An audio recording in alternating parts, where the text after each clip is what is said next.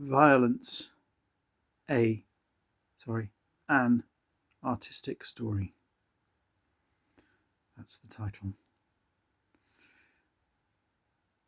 In art, you may think of a simplistic idea of modernism. You may think of Picasso, and you may think of the idea of an abstract painting. You may think of music in a sense of a very parallel situation, atonalism, and even leading to random methods of attaining the rhythm of the music. You may think of James Joyce as the deconstruction of, or the destruction of, the novel. The linear idea of a story with a climax. The destruction of this idea of the novel as an arc, as having a form. But in my world, I know about art that is not that. It's simpler just to say it's not that. You think of modernism as this. This is the populist sense from people who don't know about the world of art. I am in the field. Plato talked about the philosopher as a leader and about being taught how to think. This is the idea of academia. Even in science, you have peer review. In archaeology, you have a field of study. In history, you have a field of study. Those who are publishing within that field and are known by others are within that field. They check each other.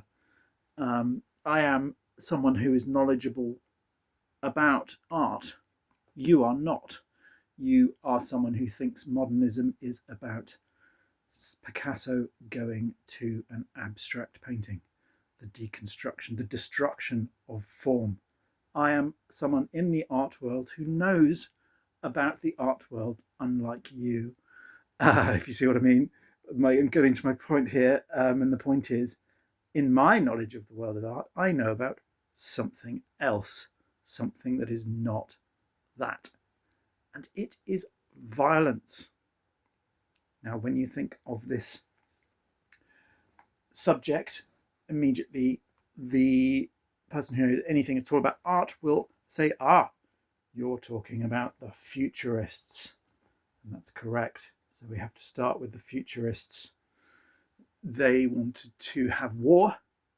They glorified the future, machines, machine guns, and they wanted life is art. They said live art. They wanted life and art to mix. They wanted to have a fight in the theatre. They're very violent. They're like, they're not like, they are the precursor to Mussolini in Italy. They come from Italy.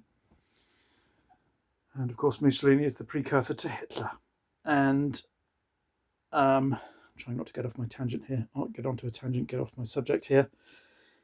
But I need to say that the claim within the world of art, perhaps a sort of rejection of the dangers of futurism, is that Dada didn't know about futurism, even though the performances are so similar. And I think it gives us something else. It gives us a sense that Dada came not out of futurism so much, maybe a little bit of influence, something they saw, something. It came out of expressionism, not futurism. It's all about expressionism. But what was expressionism about? Was it violent? Kind of, yes. In the sense that, now how do I explain this? Dada, from my sort of trying to get a sense of it better than this populist idea of it's the source of all, the current idea of modern art with putting things in galleries. It's sarcastic, it's bitter, it doesn't engage, it just takes the piss. It's so bad in a way. Let's not glorify it. I'm sick of it. Dada is the next step on from something else. And you might even say something else more important, expressionism. So all that darkness and sarcasm and artistic critique that just hates on everything, whether it's old school statues in a realistic style or even the most hot modernism, it hates on it. That's what it does in its critiquing, going around writing letters to the newspaper that criticises a local statue that's been put up in the square or whatever it is. And what's this sense of a darkness in expressionism? It's not a darkness perhaps so overtly, only in the sense that one might think of the extreme left as dark. And what I'm saying is in the sense of being revolutionary. It wants to destroy the world as it is. And, let's really be serious about this at the point of a gun, down the barrel of a gun. We're taking over. You will die unless you say, okay, I'm pointing a gun at you. We're taking over. We're changing the world. This is Marxism. This is socialism. And so that darkness is also in expressionism. It's not just a nice art form that says, hey ho to the world, how nice. It's revolutionary. Okay, full stop. In what way is it revolutionary? It is revolutionary in that it takes previous works of art and it goes a bit further. What were these previous works of art? I think these previous works of art were symbolism. Symbolism at this root starts to come out of Art Nouveau. The word nouveau means new. Art Nouveau is sort of, you start to get these sort of clean, flat surfaces of buildings.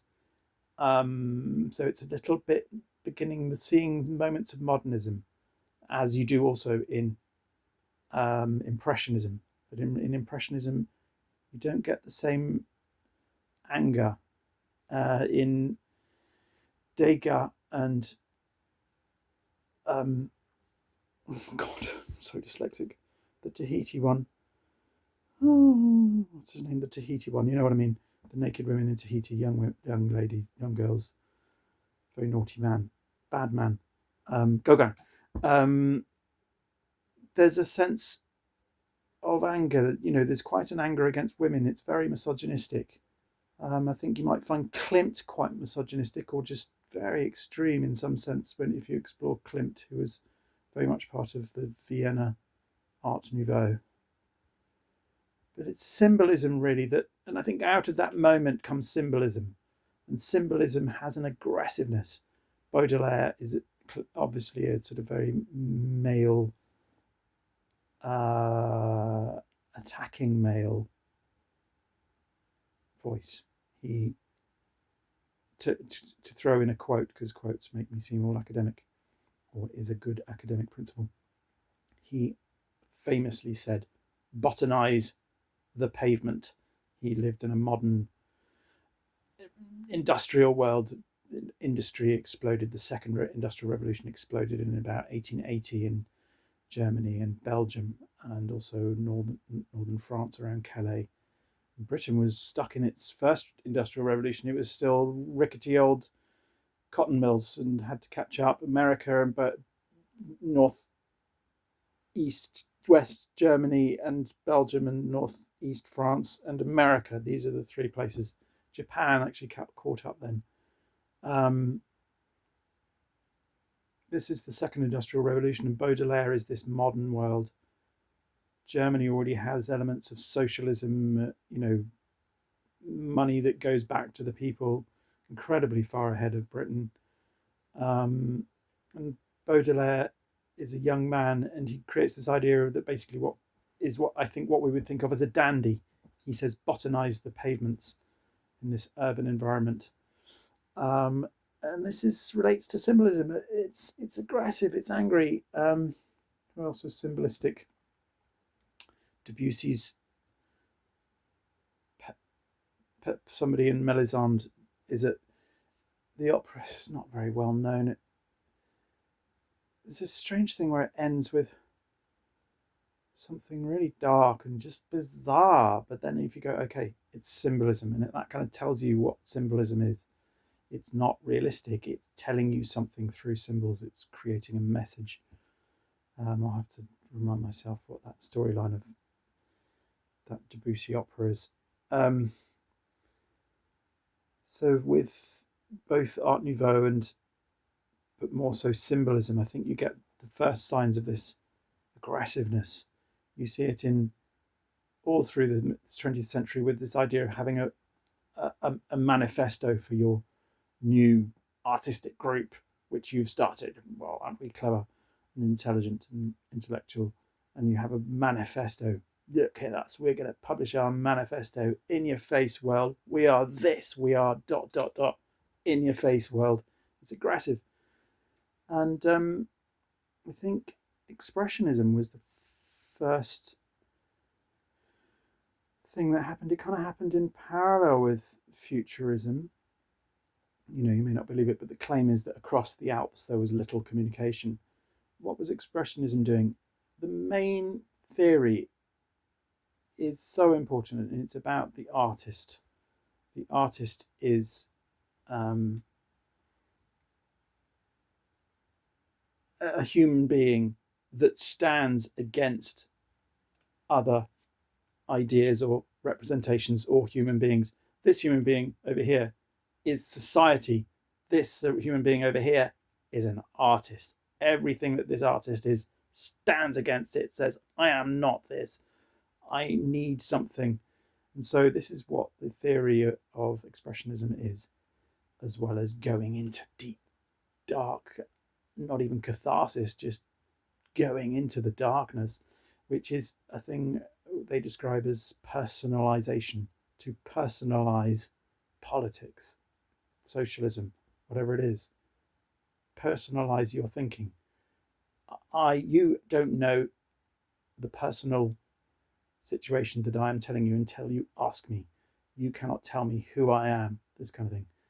So then Dada comes along, and in my anger at the sort of pathetic modernist love of the modern and technology and all this idiotic tribal left nonsense, the way people think of Dada, and I just have to try to correct this by being down on it and saying, well, what did Dada give us? It gave us a new version of a slightly more nihilistic, idiotic version of Expressionism.